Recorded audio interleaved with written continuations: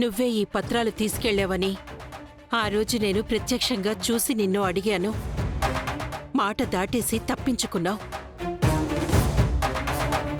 కేవలం ఇల్లు ముక్కలు కాకూడదని ఆ నిందని నేను నా మీద వేసుకున్నాను.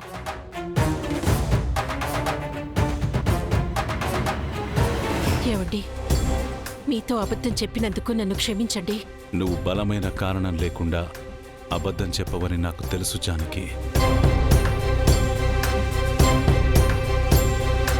వేల కోట్ల ఆస్తులు సంపాదించిన నువ్వు ఒక తప్పుడు సాక్ష్యం చెప్పడానికి ఇంత దూరం దిగొస్తావని అనుకోలేదు. దాని దగ్గర డబ్బుంది గాని సంస్కారం ఏమి ఏడిచొచ్చిందిరా? సిగ్గు లేకపోతే సరి. ఇంకెక్కడ సిగ్గు? అన్నీ వదిలేసాకే ఈ డబ్బు హోదా అన్నీ వచ్చుంటాయి. డబ్బుందనే అహంకారంతో మా ఇంట్లో వాళ్ళకి ఎరవేశావు. నీ తెలివితేటలతో సంతకాలు పెట్టించుకున్నావు. ఇప్పుడు నా భార్య తప్పు చేసిందని నా ఇంటికే వచ్చి నాతోనే చెప్తావా? ఇంకా ఈవిడితో మాట్లాంటన్నయ్య, మెడపెట్టి బయటికి గంటేద్దాం. శివరాం, అవసరం లేదు. తను చెప్పింది అబద్ధం అని తెలిసిన క్షణమే ఆ గుండె వేగం పెరిగింది. ఏంటి ఏమన్నా? నా చిటికెన వేలు పట్టుకొని నడిచిన నా భార్య నా బొటన వేలితో వేలిముద్రలు వేయించిందా?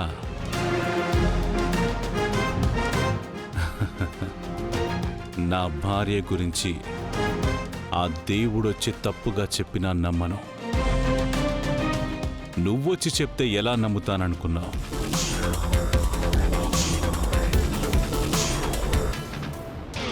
ఈ ఊరొచ్చి నువ్వేదో సాధించాలనుకుంటున్నావేమో. అది నీ వల్ల కాదు. ఆ పొలం ఇప్పుడు నాది కూడా కాదు, ఈ ఊరిది.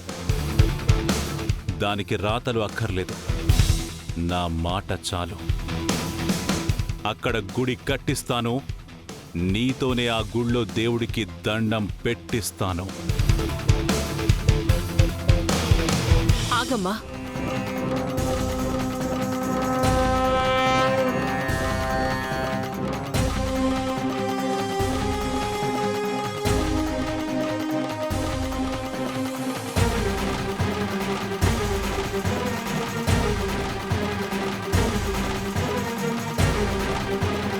మొదటిసారి మా ఇంటికొచ్చినప్పుడు మర్చిపోయాను, మన్నించు.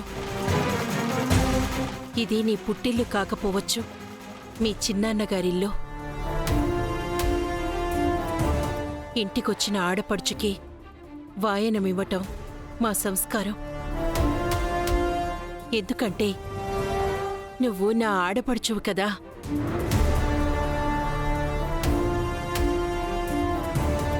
మొహం మీద చెమటలు పట్టి ఐదో తనం చెరిగిపోకుండా ఉండాలంటే నేను కొంచెం కుంకుమద్దాలి.